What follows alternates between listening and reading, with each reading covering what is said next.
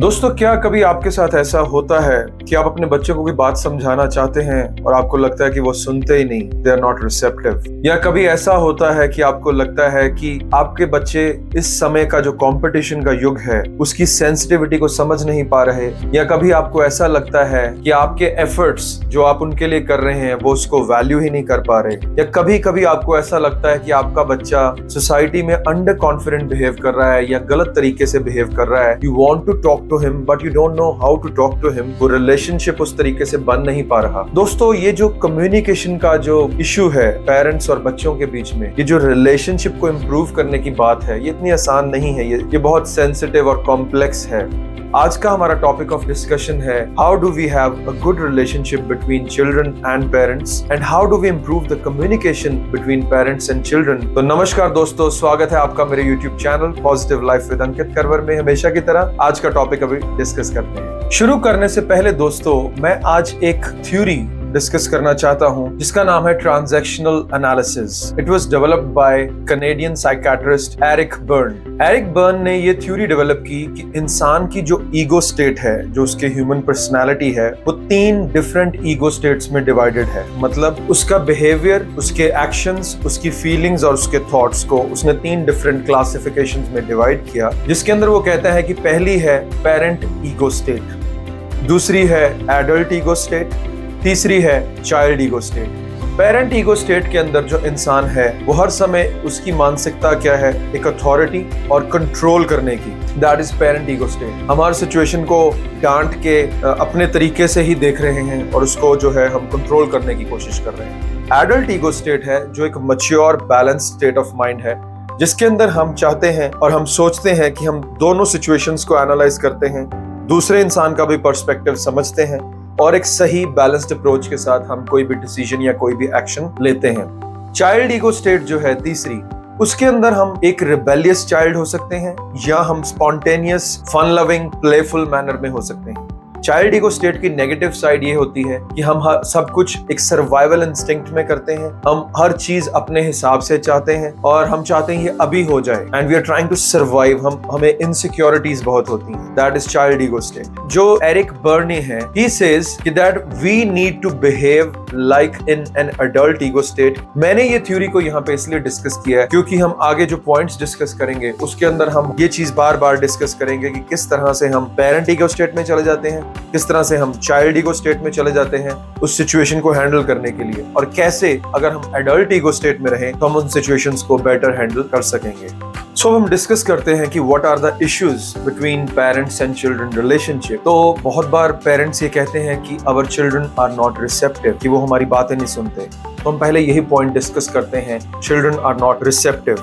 तो बात मैं शुरू करूंगा, एक कोटेशन है ताहरे मैफ की, जिन्होंने कहा है, my parents loved us but I was not always sure whether they liked us.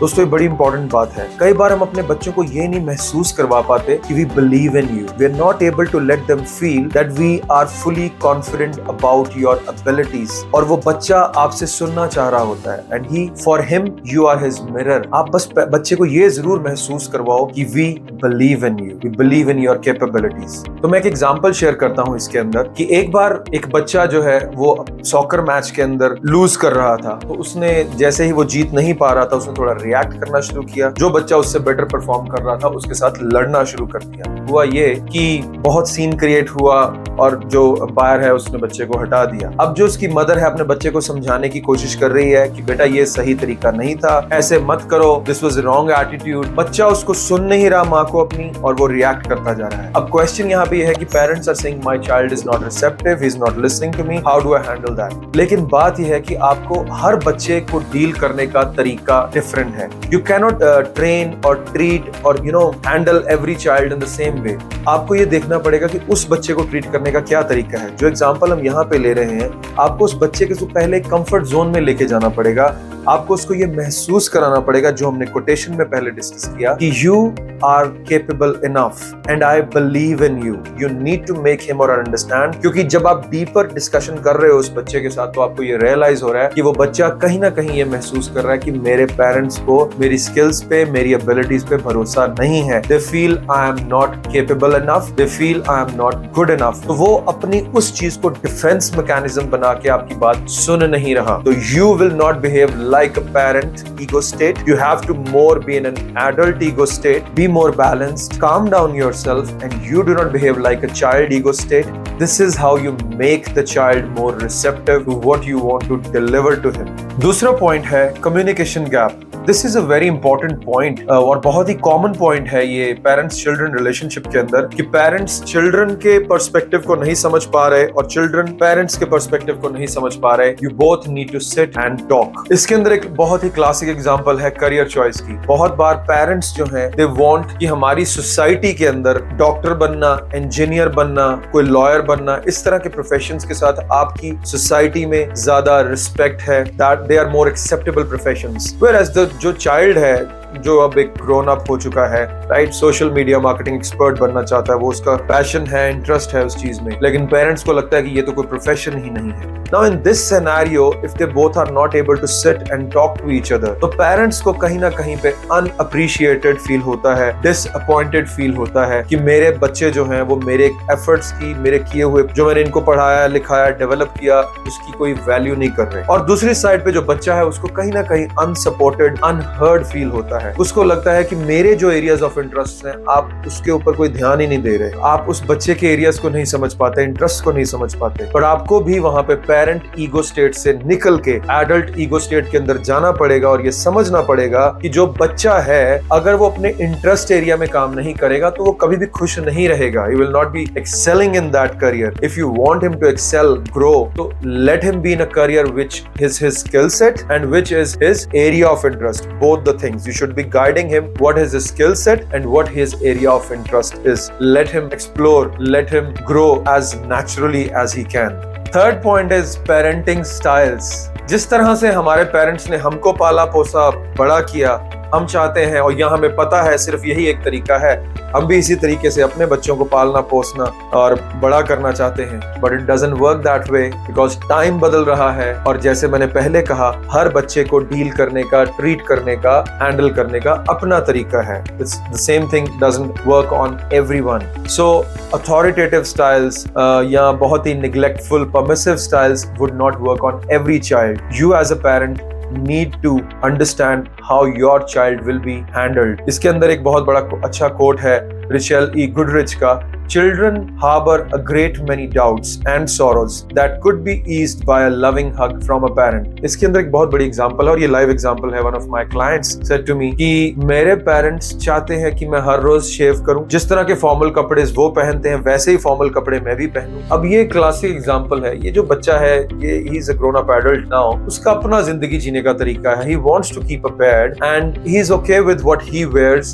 He wants to be more in a comfortable lifestyle, jeans, trousers के से वो प्रेफर करता है जीन्स को। So give them space, let them live the way they want to. So आपको अपने parenting style को थोड़ा चेंज करना पड़ सकता है अगर आपको लगता है कि it is not working. So you might have to be more friendly to your child instead of just always being authoritative to him. Next point is social media and screen time. दोस्तों, मैंने अपनी बहुत सारी videos में ये बात पहले भी कही है कि technology, social media is all good. Technology बहुत हेल्पफुल है हमारे लिए। सोशल मीडिया हम रिलैक्स करने के लिए देख लेते हैं, that's okay, but do not make it an addiction. आपको ये जरूर पता होना चाहिए कि सोशल मीडिया और टेक्नोलॉजी, मोबाइल फोन्स, इनको कितना यूज करना है। इन चीजों ने हमारी फैमिली लाइफ में से बहुत इंपॉर्टेंट स्पेस ले ली है। We are not able to spend good time with our family. It is both ways. कई बार बच्चे बहुत ज्यादा फोन के ऊपर हैं, पेरेंट्स के साथ कोई कम्युनिकेशन नहीं हो पा रहा। मेरे एक रिसेंटली मेरे एक क्लाइंट ने मुझे बताया कि मैं जब भी अपने फादर के साथ बात करने की कोशिश करता हूँ, he is always on the phone and many a times he also said to me कि मैं सुन रहा हूँ तुम्हारी बात, तुम बोलते रहो। और फिर उसने जब दोबारा कहा कि पापा ऐसे मैं नहीं कर पा रहा आपसे बात, तो उसके उनके फादर ने कहा कि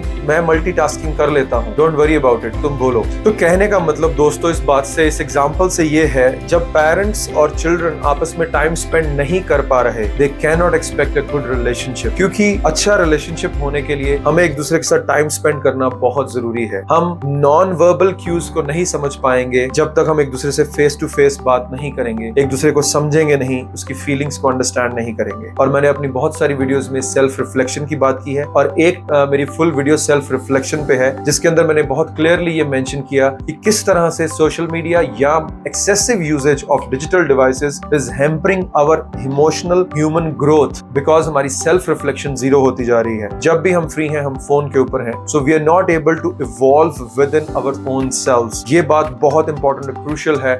सोशल मीडिया डिजिटल यूजेज को थोड़ा कम करें, अपने आप के साथ टाइम जरूर स्पेंड करें, अपनी फैमिली के साथ टाइम स्पेंड करें, रेगुलर ब्रेक्स लें, खाना इकट्ठे खाएं, कहीं बाहर इकट्ठे घूमने जाएं, उस समय फोन बंद होना चाहिए। Next point is external stressors. कई बार लाइफ की सिचुएशंस ऐसी होती हैं कि हम मेंटल प्रेशर में आ जाते हैं और फैमिली जो रिलेशनशिप्स हैं उसके ऊपर भी इफेक्ट उस चीज का आता है। इस तरह की सिचुएशंस के अंदर हमें पेरेंट और चिल्ड्रन का जो रिलेशनशिप है उसको कैसे संभाल के रखना है, इसके ऊपर पहले मैं एक छोटी सी कहानी शेयर करता हूँ।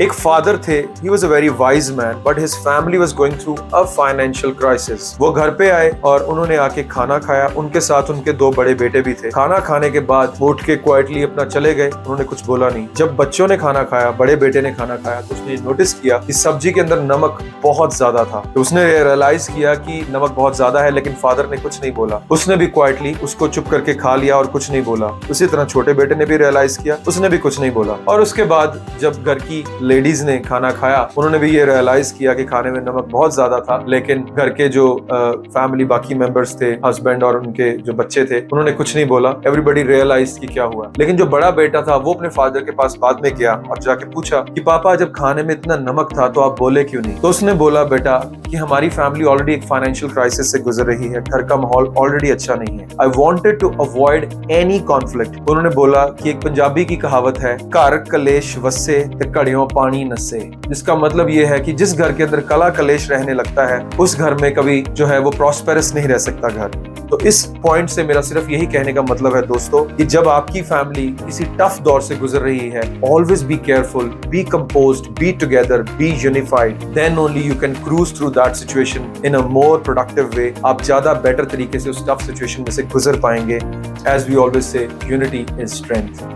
Next point is generalized requirements of parents. हमारे सब कॉन्टिनेंट में ये एक बहुत कल्चर है कि हम सोचते हैं कि बच्चा अगर कॉम्पिटिटिव नहीं होगा तो जिंदगी में पीछे रह जाएगा। यहाँ बहुत कॉम्पिटिशन है, you need to run in this rat race. समय बदल रहा है, बहुत सारे नए प्रोफेशंस निकल के आ रहे हैं। बच्चों को अपना स्किल सेट पहचान लेने दो। Do not make them run into a specific rat race which might not give them any good future, they might not be happy there. उनको नेचुरली ग्रो कर लेने दो। Do not put lot of pressure on them. Survival के जो issues थे वो पहले हमारी सोसाइटी में थे, आज कंट्री बहुत अच्छे तरीके से डेवलप कर रहा है, तो सर्वाइवल के इश्यूज आज नहीं है। आज you need to understand what is your skill set, just work more natural way and then you can make your own space in this world and you can grow professionally very well. Next point is parents are also growing old. दोस्तों जो बच्चे बड़े हो रहे हैं, आपको भी ये समझने की जरूरत है कि आपके पेरेंट्स भी अब ओल्ड ग्रो हो रहे हैं। They are growing older now. वो बड़े हो रहे हैं, वो बुजुर्ग हो रहे हैं, अब उनकी बॉडी में उतनी एनर्जी नहीं है। So you need to be supportive to them sometimes. हमेशा जो है